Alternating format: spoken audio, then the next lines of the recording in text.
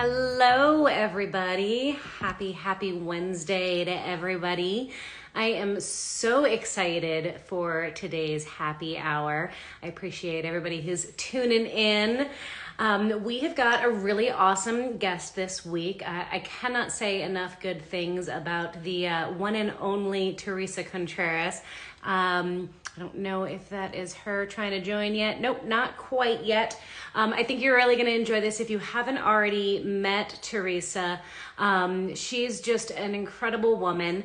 Oh, there she is. Let's see if we can add her. There she is!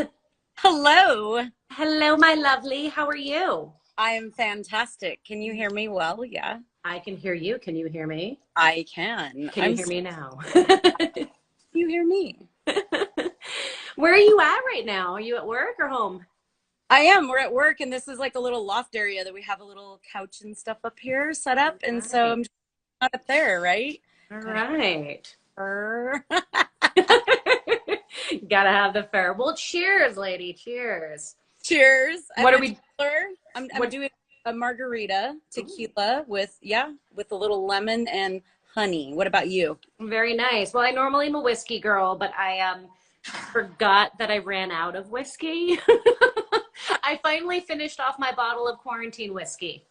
I bought this ridiculously sized bottle of quarantine whiskey, and it made it all the way through to 2 weeks ago. Like that was the end of it. So so I'm resorting to beer tonight, which is a very odd.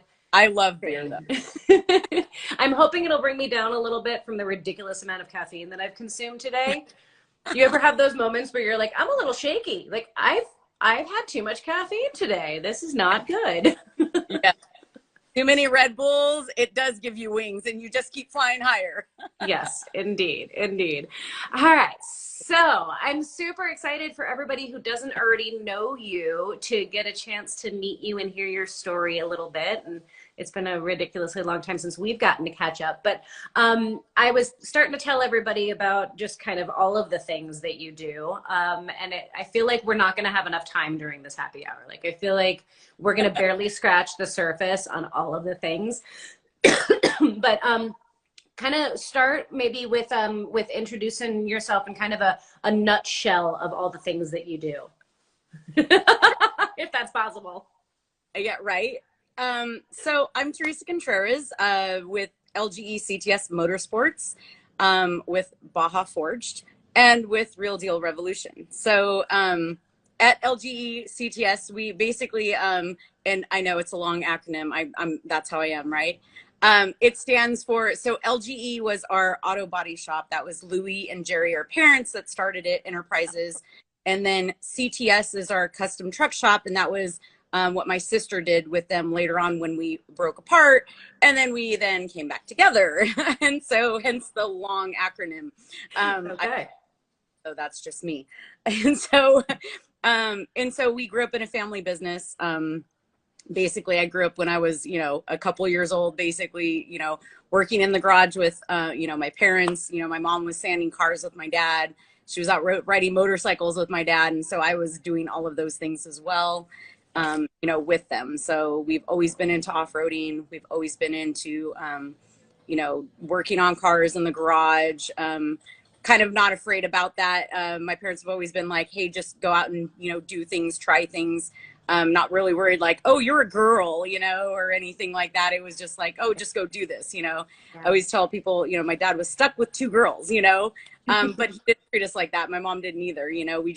We dressed up and did really cool, fun things. And then we also, worked in the garage and got dirty and helped load trailers and rode motorcycles and just, that's, what we did. That is so awesome. Do you feel like, and I'm just kind of curious, do you feel like if you hadn't been exposed to all of that as a child, like, do you feel like you would have found your way to this path anyway, or is it hard to kind of untangle that? I feel like it's definitely because, I was a kid and I grew up around it. I definitely feel like when you're a kid and there's like certain things that like connect with you and you just like those things make you happy, Like for instance, my son he's in the Coast Guard, you know, he used to love water. That was like his thing, you know, he loved water and was always around it and always doing these things. So I think there is a connection, like when you're younger, of something like that, but Yeah. I don't know. I don't know if that's because of that, but I love it. I'm always around it. I think it's just, you know, and I'm a crafty person too. I like to do all different types of things. My mom was like, she did 4-H, you know, and all these other types of things like that. So I did those types of things as well, but I guess, I don't know why I fell into that path a little bit more. Yeah. I don't, I feel like there's something to be said for like normalizing it, right? Like you had examples and experiences that were like, this is normal, this is okay, do what you want to do, which I think is just a really powerful thing. So like, it's funny because even for my dad, so our grandparents, they didn't really do it. Well, partially.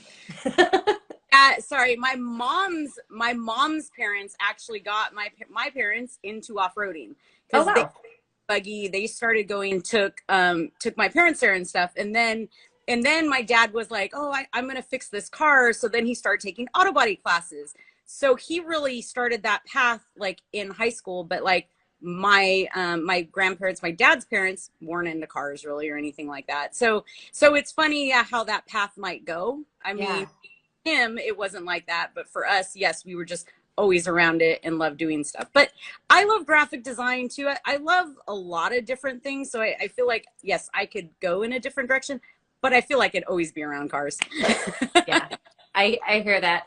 You're a maker, right? Like you're a creator. And I feel like, I don't know about for you, but I feel like I get the same satisfaction out of making anything with my hands, whether it's making a blanket out of yarn or whether it's building a car out of metal or fixing something or woodworking. Like it's all kind of that same 100 inherent, I created a thing. And I tell people too, I'm like, I'm happy painting a car and painting a wall, you know, and like, it's that simple. Like you said, it's just creating it really is. So seeing something like transform or something that you made with your own hands, and there's just something about it. So yes, I feel like that's part of who I am in my makeup. Yeah. Yeah, absolutely. And it manifests in so many different ways in who you are and what you do. And I think that's an awesome thing. So did you wind up going to school or anything, or did you just grow up around it and then become proficient? And so I went to school for graphic design. I actually wanted to be an architect, did not have the grades to be an architect at the time because it was an impacted major. They were like, oh, you can go to school for graphic design. I was like, well, that sounds cool. So I did. I went to Cal Poly Pomona for graphic design, but then I ended up, and I actually worked as a machinist along the way as well. Okay. So I did CNC mills and lathes. I'd program them and set them up and do everything like that. So I have a little bit of a machining background as well. And then later when I became pregnant, I actually, started at the family business, and they were like, oh, you can work in the office now because you're pregnant, and so I'm like, okay, to have my son here. And so that was cool. And literally one day we had a guy that would come and do pinstriping for us, and, so we have an auto body shop. So we're repairing cars and stuff. And he didn't show up, and he didn't show up, and he didn't show up. And I was like, one day I was like, I'm just going to go do it. And everyone's like, well, what do you mean? You don't know how to do that? And I was like, okay, I went to school. Like, we learn different mediums all the time. Like, I see the guys do it all the time. I can go out there and do it. I'll figure it out. So literally I got the supplies. That night I tell people, I'm like, basically I'd like put it on the car, take it off, put it on the car. Shit, like I got to do this over. And I tell people I did it 20 times. And then in the morning they came in, they're like, oh, you did it. I'm like, I told you I was going to do it. Did you think I wasn't? That's just like always my mindset of like doing things like that. And literally it just happened from there. And so I think definitely going to school as well helped me learn that like, when a different medium is just a tool. You just have to understand it and know it and just go with that. And so that part just helped me dive in from there. And I literally taught myself before YouTube. I would lock myself in the paint booth at night and mess things up and fix them. And that's how I taught myself how to paint.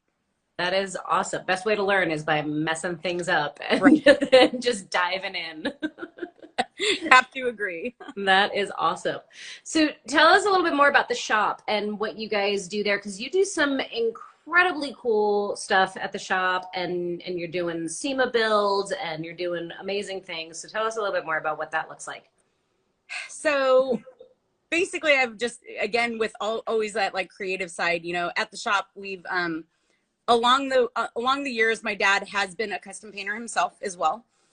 So he was really good at that. My dad is like the jack of all trades. He knows everything. Like he's the MacGyver, you definitely can ask him something. So my sister and I are blessed to have grown up around someone like that, know that type of stuff. But basically, he's kind of always done, collision repair. So our shop is an auto body shop. So we do collision repair, but then we started doing, SEMA builds. So he did a couple here and there. He'd do like 1 or 2 and stuff a year. And we started doing that. I mean, we started doing the Ford builds like 20 years ago. So we've been doing it quite a while. He actually started, I believe it was like 92 that he had a vehicle there at the show as well. So yeah, it's been a while. I mean, he'd have things, and then as time grew on and people got to know like that I was starting to do custom paint, I started to get into it and be like, cool. Like I was telling, like, I have they kind of all run together. There's a couple things, but like, Line-X, Marcel from Line-X, he had like reached out and he was like, oh, do you want to do, can you do some flames on this Ranger and stuff? And so that was about the same time we also got a Ranger as well. And so I wasn't real, like, I was starting to learn all that and get to know it and stuff, but I just started to, actually get jobs. And after a while, they were on the cover of Truckin' Magazine, and we were doing, one time we had up to 23 builds at the show that we'd either custom painted or, did a lift kit or lowering or some type of thing. Wow. On. Yeah, I would literally custom paint probably 15 cars, a year for the SEMA show at Talk about a SEMA crunch. Oh my gosh. Yeah, right. It literally is. And people know. And so we have a full-time painter here too. So it's not just me doing the full thing. I specialize in graphics, like I've painted a couple like full cars and stuff like that I'm like, yes, I touched every aspect of this, and that's what I did. But during times like that, you can't do all of that, by yourself, and doing builds. Yeah, it's not a solo endeavor. It is. Exactly. And, so it's like, I'll go in there, I'll do all the custom paint work. Like I said, we have, Luis, our painter, he does all the full, like he'll finish it off after I'm done with it. So I'm going in and doing the touches, managing the projects, things like that, and just making sure everything's getting done according to all the details. Yeah. So. How large is the company? How many employees do you have? Well, so a couple years ago we had up to like 23. Oh, wow. During these times right now, there are less.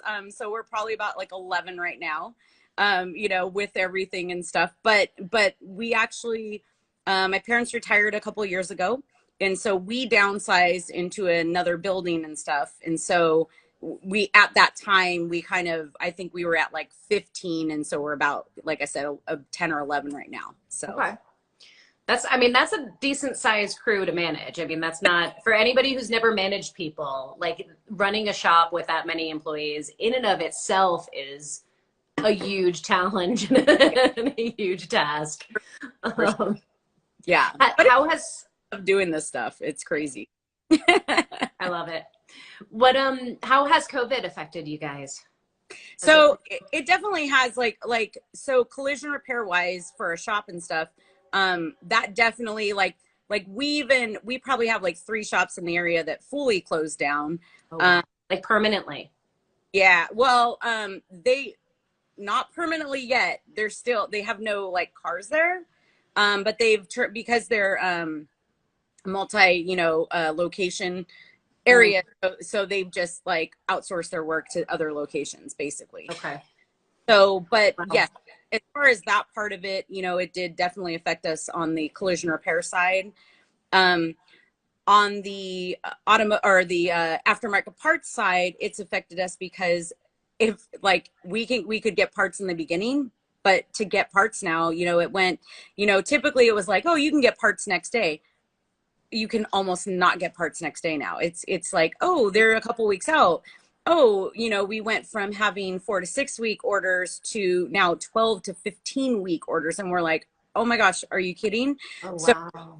you can really tell that now that's starting to affect, and that kind of started to happen more towards like the June, July, when now everyone kind of hit their limits of things like that.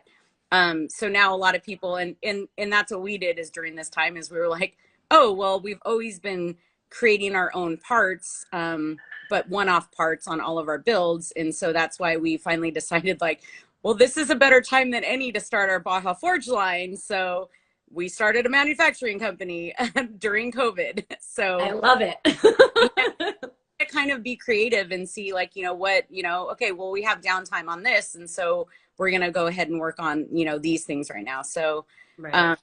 yeah. So that's been a challenge. It's very interesting to me because I feel like some segments of the aftermarket have been really strong, and then other segments are hurting really badly. Like I was talking to somebody from a torque converter company, and they were like, we are busier than we have ever been. Yeah. We're having our best year ever. And then there's other aspects where it's a totally different story. So it's really interesting.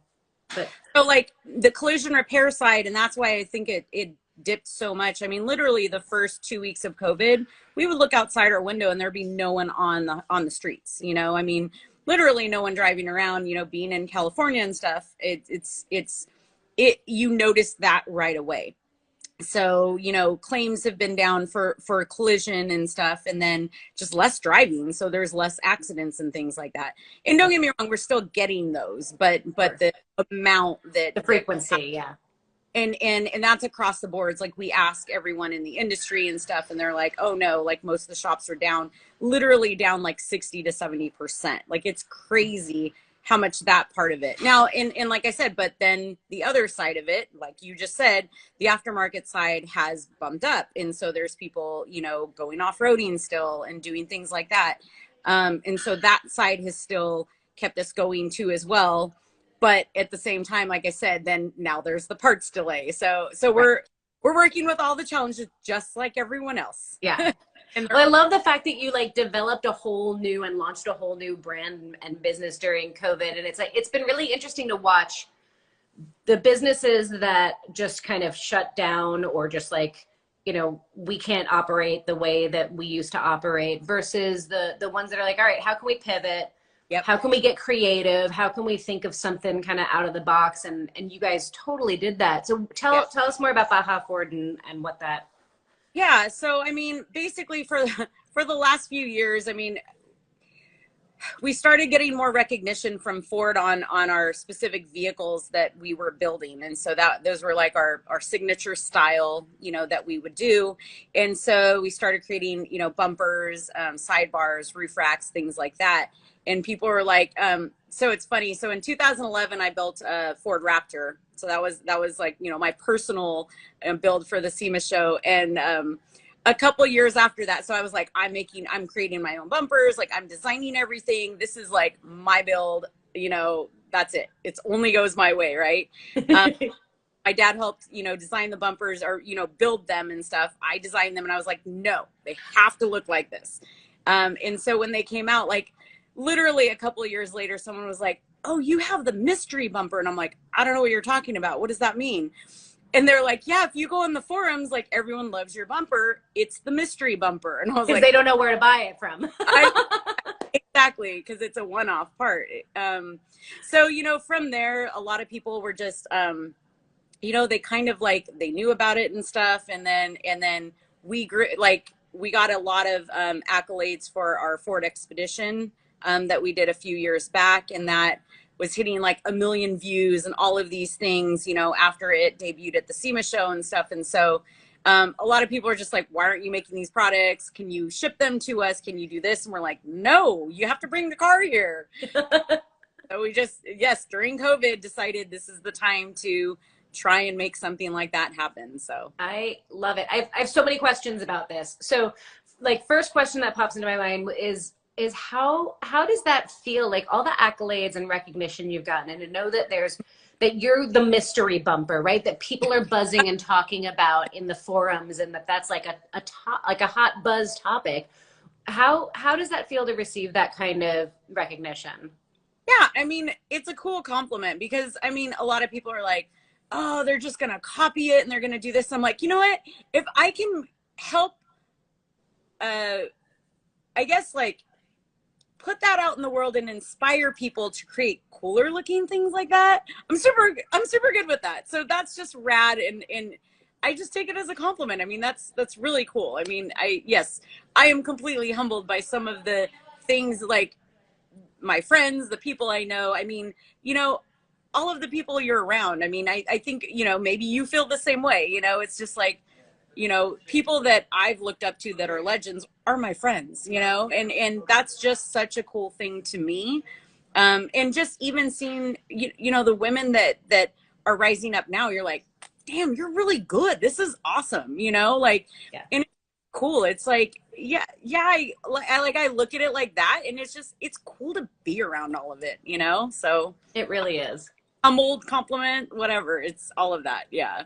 I also love that you like 100% just explained, maybe not intentionally, your Instagram handle name when you are saying design muse, right? You're like, if my designs can inspire Yes. other people to create, then like, No, but that's what that's about. And that's that's all I want to do. Like my favorite part is really working with someone on a build to create what their dream is. Because it's not mine. I'm not going to look at this vehicle every single day. This person is. So how is it that I can, they like my style or whatever that is, but how can I help pull that out of them? Like that's my goal, is to like be like, okay, I know it's in there in you, and I know you just can't get it out. Like, I'm going to figure out what that is, So like back in the day when I would do custom paint work and stuff, I would, ask people, I'm like, bring in different photos of things so that I could see them, so that I had an idea of what people gravitated towards, and what that was and stuff. So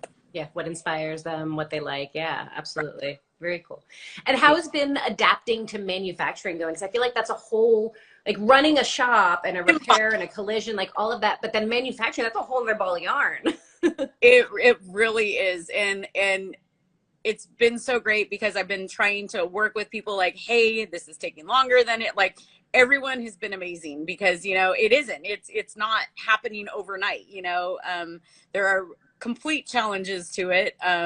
Yes, we did ship something out and it did not fit. And we're like, really? We've tested it, and that happens. Yes. And it's funny because then I listen to all the other things that people go through for manufacturing. Oh, you still have to send the box out so if it gets damaged. I'm like, oh, I didn't think about that. There's all these little things that, that are part of the production of what happens that I wasn't aware of, so yeah. There's a learning curve fully, and people are being super cool about it and very understanding, and knowing that this is just something that, they want to have our parts too. And so we're trying our best to make that happen, and they're working with us as well. So it's been great, but a huge, crazy learning curve. I can only imagine how steep that learning curve must be. It's a whole new world, and you're having to learn all of the things while simultaneously still running your business and doing all the rest of the things. So. And let me tell you, so it's not just me. So it is my husband. So he's here day to day too as well, and my sister. So both of them are day to day, and it would really be like, it's the three of us, like making this happen, making that work. Yeah. So if I didn't have them to lean on with all of this, it would be probably impossible to make all of these different things happen. But luckily I do. And so it takes a village, certainly. It really. Okay. So real talk time, because I encounter in my business coaching a lot of like family run businesses and husband and wife teams. And so you're right. Okay. So you're running a business with your sister, who's rad as hell. If people don't know her, make sure you follow her as well. I'm only slightly biased because she has the same name as me, but, and there's challenges to working with family and working with a partner or spouse. Like, How do you guys navigate that, and how has that been for you? It is a crazy hard challenge that people, I mean, it's the same kind of thing. People are like, oh, you guys are always so happy. Well, yeah, of course we fight like cats and dogs. There just is that, especially like when our parents were here as well, it's like all of us, Yeah, like the whole family. it has to be, and yeah, there's definitely those challenges. And I think, what I tell with anyone, like, I don't care what relationship you're in, communication is key, so being able to really communicate your feelings or what's going on and how that is, and being able to set time aside to do that is really huge for that. So we always make sure we do have meetings, at least once a month, if not more, to be able to voice that. Because yes, there are so many times that people are pissed off or walking out or doing this or, this happens. And yeah, that's all the behind the scenes, right? Yeah. But really, and getting to know that, like, that's always our goal too, is like, hey, we really want to make sure like what makes you happy and why aren't you happy right now, or what is that, and how can we help that? Because it is about us working together, because even like doing builds like that, it's the same kind of dynamic. Even if you're working with someone that you just met, like, you're in a very close proximity with them and working with them, and you're like, oh, okay, I didn't mean to get so pissed off, I'm sorry. You know what I mean? Like, it just, things can get heated, or you're in the moment, or something happens, and even people that aren't your family, it can happen like that too. So yeah, and then you add the layer of family on top of that, and if like, I fired my mom. That was like the worst thing that I have ever had to do in my life. So I get it, but not to the extent that you deal with. And I think that's what you said about having meetings regularly, like, is so important. Communication. I feel like communication is 99% of all the world problems, like misunderstandings, misperceptions, like all of those things where, like, I'm pissed at you because of something I thought you said, but you didn't mean that. And then you're pissed at me because of my reaction. And yeah. You got it. Yep. Totally. Very cool. I love it. So now, what's your husband's role in the business? So he basically, especially with like the collision repair, he definitely handles like that side of it. I would say I handle more of like the custom jobs. So anything with someone doing like a complete build or anything like that, I'm working more on that side as like a project manager, and then going into any creative with them as well. So I'll do anything from the renderings at the beginning to that. He's more working on like the day-to-day, like anything. So, estimates, parts, running that side of it too as well and stuff. Okay. Do you find that having like really clear distinctions of who does what and who's responsible for what helps? Oh yes. Because like this, and even with my sister too, so it's the same kind of thing, because then you're like overlapping. She's like, I thought I was doing this. I'm like, no, you're right, you are. You're right, okay. So yeah, totally. I think because we're all A-type personalities, and so to work with all of those together is very difficult at times. But making sure that yes, you understand where someone else is like, nope, they're the one that's in charge here, so I'm gonna ask them first before I do this. So yeah, for sure. I definitely like that's always like the answer when I work with spouses that own a shop together. It's like, okay, whose area is what, who's responsible for what, because otherwise you end up stepping on each other's toes and pissing each other off. And so when you put them and stuff, right? Is that what you're doing? Yeah. Yep. I love it. That's your advice to them? Yeah, like regular meetings. So like you totally 100% like affirmed it, right? Like regular meetings where it's business, where it's not I'm your husband or your wife, but we're business partners. We're talking about business. And then 2 is really clear roles and responsibilities. So who's in charge of bookkeeping, who's in charge of whatever. So there isn't that crossing over of responsibilities and stepping on toes. Totally.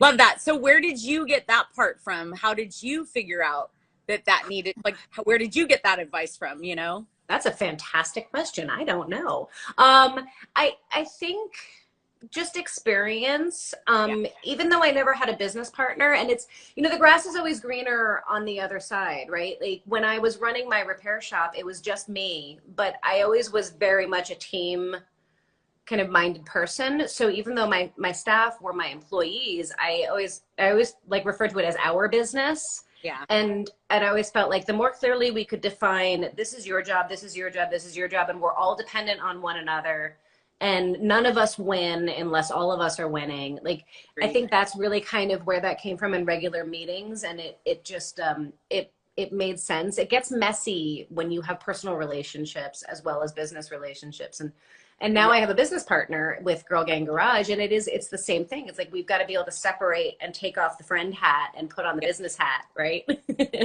Totally agree. Yeah. And it's hard because those lines get blurred at times because people are always like that too. Like, oh, you guys are like doing things afterwards, or on the weekends and stuff too. And it is hard because, we're at the races or doing an event or something like that. And is it still work, or are we friends?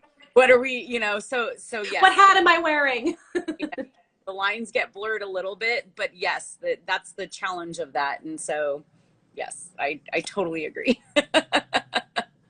Love it. Now, a lot of people don't know this or may not know this, but so a lot of people know me from the all-female builds and kind of organizing and putting these female builds together. But Theresa was actually you were part of kind of, I think, one of the first all-female builds, at least like properly dubbed, set out to be all about this, and part of what inspired me to do mine. So tell us a little bit about that and how that came about. Yeah, so I would say like with you as well, it's probably one of my favorite builds, only because I met probably some of my best friends on that build. Because it's just so amazing to work with so many women that are excited to do stuff like this. I mean, even for me at first, like I would say doing this type of stuff, you're like, oh, that's cool. There's like women out there doing that, because there wasn't as much social media, right? Yeah, we didn't know. Yeah, exactly. And so the more you found out about it, you're like, this is so rad. Like there's more of us out here. But yeah, so and I always get it wrong, but yes, 2012, because that's what it was. I'm like, always get the 11 and 12 mixed up. I know. Stuff. But that's when we did the first all-female, and it was a Mustang build for Ford. And so that was with SBN, so the SEMA Business Women's Network. And so we did that with 50 women. And so that was great, because that's where I met Jessi, Kristen Klein. I mean, so many different women along the way, because of that build. And so, yes, I mean, to this day, most of those women are all of my best friends still, and so I'm sure you can, account for that too, as well as like how that is, how it just inspires you to be around other people like that. I mean, like I said, I know that I love doing this. I just, seeing all these other women, I mean, watching Happy Hour with you and all these other women on it, like it's inspiring. It's like, it's so rad to know that we're all just excited to be doing this as the next person. But yeah, that all female Mustang build was amazing. It was so much fun to do. Cool project, and yes, and that is where I first met Jessi as well. So I love that. And so, of course, that like naturally leads into the Real Deal. And when did that start, and what's going on with the Real Deal now, and why? What's the passion behind it? Why? So so after I met Jessi, so she came to the shop during our build. She saw that I had a motorcycle. She was like, "Whose motorcycle is that?" It's like, "Mine." She's like, "We need to go on a ride." And so we started riding together. We started going to Babes Ride Out together. So that was like, I tell people like our date, when we went there. Dude, this is so rad. We're gonna go out here and do this. And so we loved riding. We loved Babes Ride Out. She realized, so my family's just always been about like helping the community as well. And also like my dad started with like ROP program in high school. And so just that whole act of like going out and like helping other students get into the community to do things like that. We like us as a shop, we were doing that as well. So we have a program called AXC, and the long name, it's the Alex Exidius and Pete Shapora Center for Automotive Arts. I know. And so they both started SoCal Speed Shop back in, yeah. And so we actually started an ROP program right here at the Fairplex in Pomona. And so Jessi had known that I was already a part of that program. So I was very much into helping students, helping them get to where they wanted to be. And at that ground level, because it's like, you know, she had already gone to, you know, Wyotech and things like that, right? Of knowing that path. But it's like, how do you know you want to get to that path? And sometimes it's a very expensive path. So we wanted to get them at the, you know, like basically middle school and high school stage to make sure like, hey, do you really want to do this? You know, to get them excited about it. So I was already doing that. She knew I was on that foundation and doing things like that. And then she was like, you know, and then I started racing with her also. So I did Ultra 4 racing, you know, with Jessi. And then she was like, do you want to start this? I've always wanted to do this. And, you know, so her passion is always, you know, I mean, you've been around her, you know, or you were around her long enough to know. And I always talk in, it's so crazy because I still always talk in present tense, you know, because I feel like she's here still, you know. So, you know, her goal was always, you know, to help girls and help them get into skilled trades and stuff. And she loved it at, you know, Girl Scout level and you know, at young levels to get them excited about creating, like you were saying, like being a maker. It didn't necessarily have to be automotive related. It was just about creating and being able to know that you can accomplish something on your own. Like you don't need a man to do it. You can do that on your own. And so she was always really excited about doing that, about starting a camp, about getting into skilled trades and just going out there and like sharing it with the world, you know, and getting more women into it. And so she was like, do you want to do this with me? I was like, heck yeah. And, you know, I'm totally about that. And I, you know, I'm like, whatever we can do. So literally it would be us going out to, you know, some events, mostly motorcycle events like Chopper Fest, you know, Babes Ride Out, things like that. And it would just be the two of us at first and just teaching people. So I, you know, with me custom paint background, I would teach pinstriping because that was the easiest to teach, like out in the dirt or whatever, you know, things like that. And then she would teach welding and stuff. And so we started doing that. We started doing Babes Ride Out more. And Anya and Ashmore are amazing women in the motorcycle community. And so for us to work with them, and Jessi was like, we have to start doing this. And so we did. We kept, you know, bugging them like, hey, can we offer these classes, you know, to everyone? And they were like, that's awesome. That'd be fantastic. Sure. So, you know, we started doing that, started doing those classes. And that was really where we were like, okay, this is where we need to be. You know, that's where all these women, because they were coming out for the first time, riding their motorcycle from Canada. All over, yeah. Right out, you know, so they were all over the country by themselves, you know, coming out to this. And it was such a great event to have that. And so it was a perfect event for us to like share that with other people. And then we did other ones. We did, you know, classic car show. So we try to do all these events, but obviously like she had a crazy busy schedule too, you know? And so this was like our side passion project. Right. Tell people, you know, I'm like, this is really like, we'd be like, when can we fit this in and try to go do that. But, luckily, so after her passing last year, so she already knew Babes Ride Out was going to happen, and they had moved the venue to a different venue. And we had like I don't know, maybe a 20 by 20 space before. Now they were giving us like a 4,000 square foot space. And we were like, oh my gosh, this is amazing. Wow. So even before her land speed record, she had seen it. Like we had seen this. We're like, oh my God, is this happening? Like, this is crazy.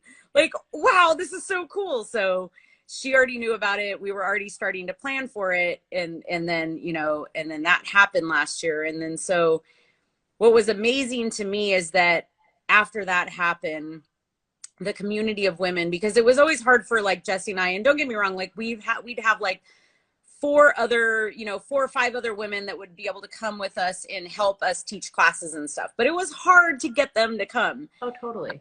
So after her passing, we had 20 women come and all show up that were like, we want to help. Whatever we need to do, we want to help. We just want to be here. We know, like, like, she inspired me. I want to do whatever I can. And it was just the most beautiful thing. Like, of course, I'm like, I wish she was there to see it. I would, like, I hope, obviously, yes, she's there to see it, but it's like, I wish she was there in person to feel that love and that energy and all of it, because it was so amazing to be around that and have all of these women come together. And Kristen Klein really actually helped. She really helped like organize the event for it.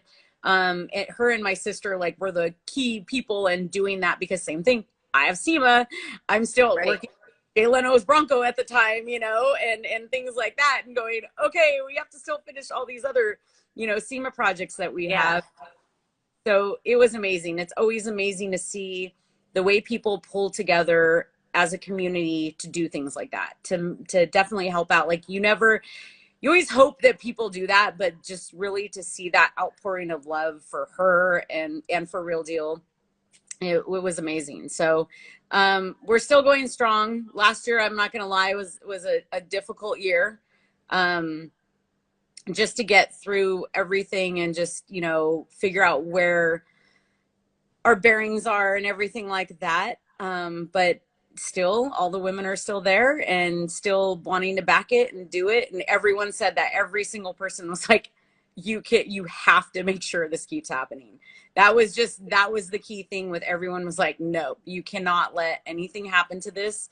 It has to keep going on. And you know that. And I was like, nope, you're right. I do know that.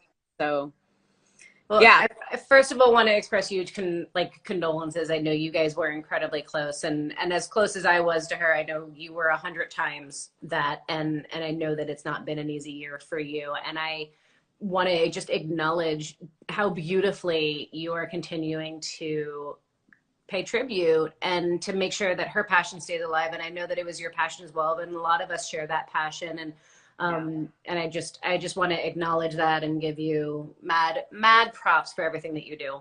Thank you. That means the world to me. I appreciate that. Thank you. It hasn't been easy. It's definitely been some challenges, and I know all of us, I mean, to work through it and all of that, yes, there's COVID and things like that, but when you have people like that are so impactful in your life, just not there anymore, it's crazy. I know. Yeah. Loss is a rough one. And she was definitely an incredible woman. So yeah. Yes. But we will make her proud. We will continue to make her proud in everything that we do. Yes. Agreed. And that's the thing, is it's all of us. It's all of us doing it, and that's what she wanted. I mean, that's, why she was with All Girls Garage and all these types of things like that, because that's what her passion was as well, is to keep things like that going. So yes, exactly what we're doing is exactly what she wanted. So absolutely. Yep. So I have to ask you this. We're already like almost done with the time frame that Instagram allots us, and like I have so many more things that I want to talk about with you. But I've just from like a human standpoint, how the heck do you do it all? Do you have more hours in the day than the average person? Like, how do you balance all of the thing? You're super active in SEMA, you're super active with SBN, you're super like active with like all of the things. You've got your business, you're doing manufacturing, you got Real Deal, off-roading. Maybe I have a life besides this. I don't know.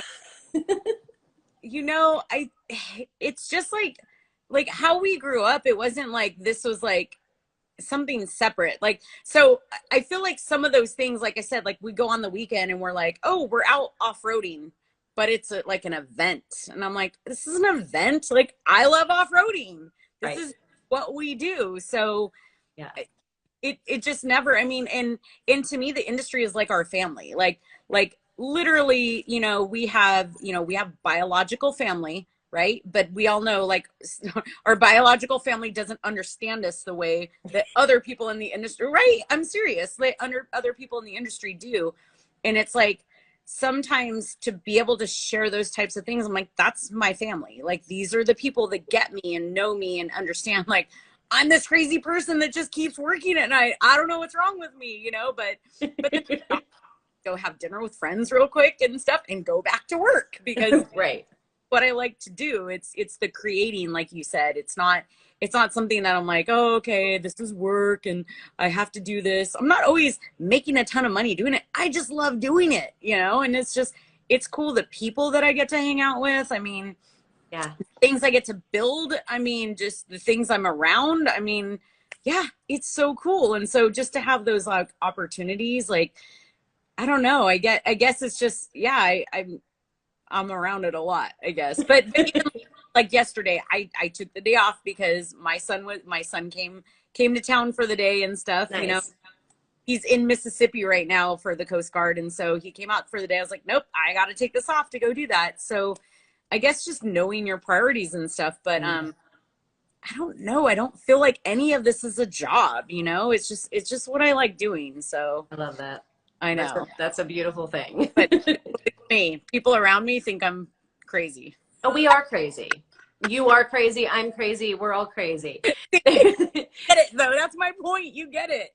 I do. And I think honestly, like that whole family by choice thing, I think is why the all female builds are so important and the real deal is so important and why we connect so much with other female makers and trades ladies is like, I've got my friends who don't do the trades and I love them and they're wonderful, but they understand part of me. Yes. And then I've got my trades friends who are not women and they understand a part of me. But then my trades lady friends, like you all, like it's like, get it. Yes, my people, like you get it. Like you get all of it. Like the shared experience and being crazy enough to work 9 million hours a day and still loving it. And yeah.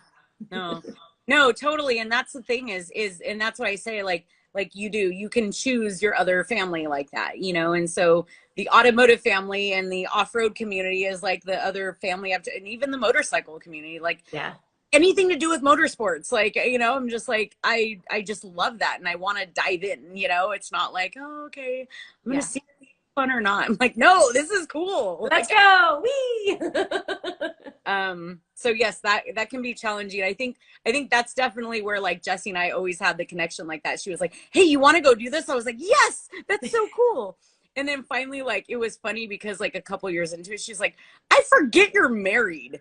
She's like, I'm like, I just, and it's so awesome because my husband's so understanding of like, this is what I love doing. Like, he knows me, he gets me, he knows I'm around guys all the time, like doing this, like, but I'm always going to come back to him. Like this is what I love. And this, and communication is key, just like anything, a relationship, that's huge part of it. But it's like, I do it. It's like her and I got that, like, she'd be like, hey, let's go on a motorcycle ride. I'm like, rad, I'm there, So, but then during SEMA, that's probably, like I tell people the regret that I have is that I never went up to land speed with her because it was always during SEMA. It was always right then. And yes, it's a crazy time of year for me. And so it's always like, oh, it's in September right now. I'm like, okay, I have like people visiting the shop and I have 5 builds and we're doing this. And, so that was probably the only thing that I'm like, I wish I would have been up there any of the times that, because she'd go every year and stuff. And, but it's like, that's probably it. I mean, I was able to do everything else with her, off-roading, motorcycles, creating with Real Deal. So yeah, that was all fantastic stuff. So I love it. Like you said, we get it. We get it as makers and as who we are in our space, and just we just, I don't know. There's just that like understanding. Like we're like, yep, you know what I'm going through. You get it. Yeah. Get it. Oh. All right, I gotta ask. We've got 10 minutes left. Let's do it. There's so many things to talk about. Jay Leno. Yeah, man, like that's all. How was that whole thing? Building a vehicle for Jay Leno. So actually, it's like no big deal, right?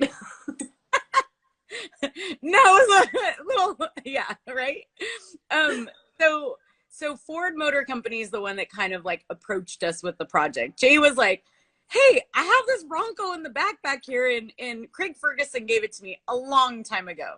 So it was funny because Dave Parasak, he's like the director of icons is what his title is. So like Mustang GT and Raptors and Bronco, that like he's in charge of that, right? And he was walking through his garage and he was like, what's that Bronco doing back there? He's like, I got it. I'm the last day of Tonight Show, whatever. Like, no big deal. And he's like, no, we need to do that.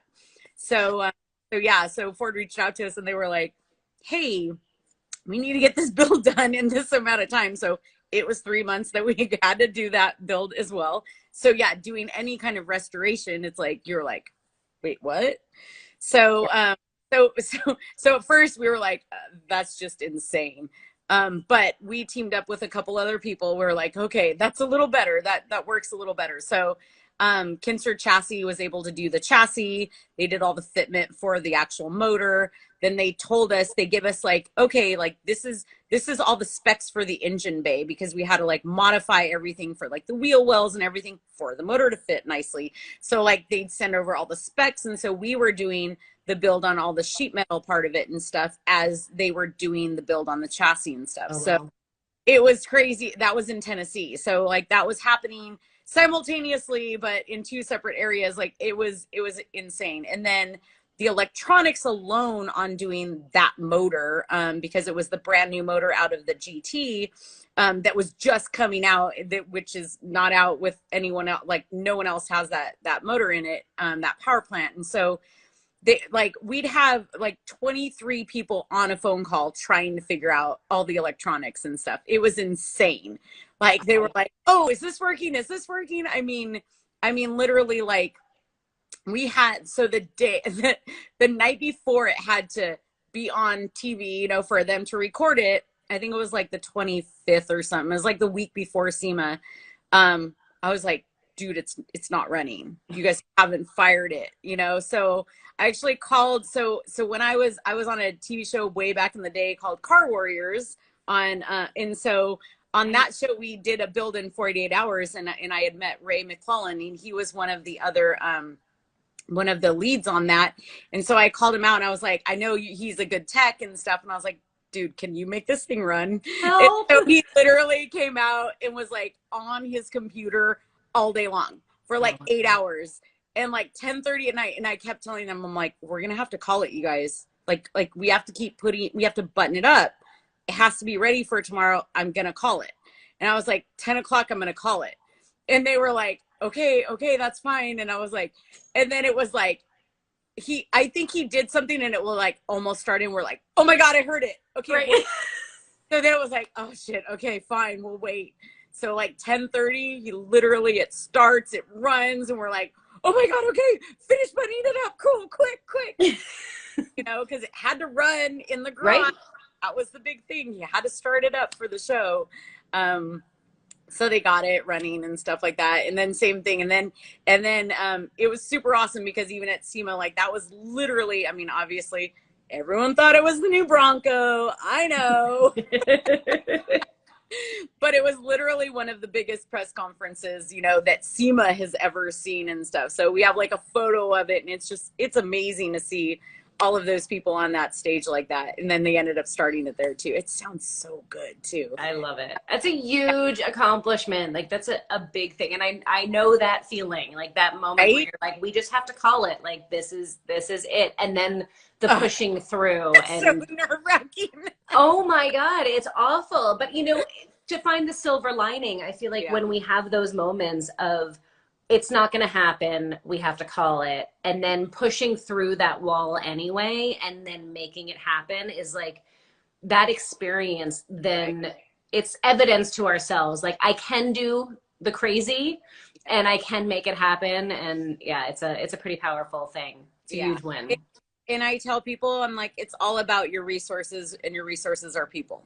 And it is always that. It is always like, right. It truly is, because like the things you can accomplish with other people like that would not have happened if I didn't call him and had him do that. And it's like knowing those people that can help you in that time like that, like, oh, I'll be there in a minute. really awesome. Like, you know, and just to have that. And, you know, I even had to do something at the SEMA show that like the day before it debuted, and the amount of people that came to my rescue to help me accomplish that was amazing. It was just like, you just, you know, you're like, we all get this, we all love it, we know it, but people are always your best resources. So, you know, yeah. Totally. Most valuable tool is your contact list. Like that is your most valuable tool as a technician, as a maker, as a builder. And it's so easy to forget that, because I know like we get into that focus of, I need to figure this out, I need to get this done, and forget that like, oh, there's a whole world of community of people that I can reach out to that know something that I don't know, and I don't have to do this alone. Like, yeah. And you're, you know, like, obviously, like, yes, like speaking to all of these women, and you've worked with them on builds and different things like that. I mean, you know, like, hey, you're really good at this and you're really good at this, and I'm not. Like, right. Not the things that I'm good at. Like, yeah. You want something to be painted, I can help you, you know? Right. Whatever those things are and stuff. And just know those people, like knowing that, and you knowing that, it makes them feel good. It makes me feel good to know that they're good at that, and they can help accomplish things like that. So totally. And to celebrate them. Absolutely. Agreed. So we have 4 minutes. Okay. 4 minutes before Instagram kicks us off. So, words of advice that you would pass on to either the younger you or somebody who's wanting to get into doing what you do.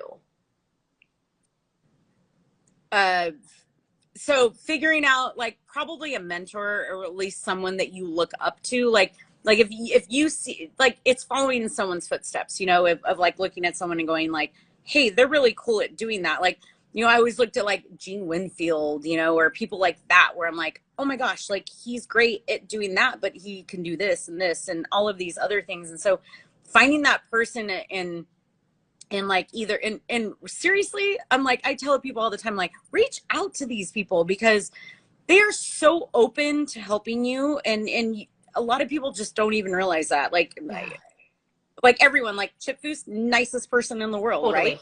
Human being, probably best human being ever. And so just like people like that, it's you reaching out to them and telling them like, hey, I really want to get into this. And like having a mentor or someone that you see and know that you're like, oh, okay, how can I follow in those footsteps or do the same type of thing, and not being afraid to do it, because that's the biggest part of it. You just got to jump out and try, because we all fail. All of us fail. Often. Hopefully not the same failures over and over again, but we all fail. You should only do it 2 times, right? Yes. Not more than that. Absolutely. Oh my gosh.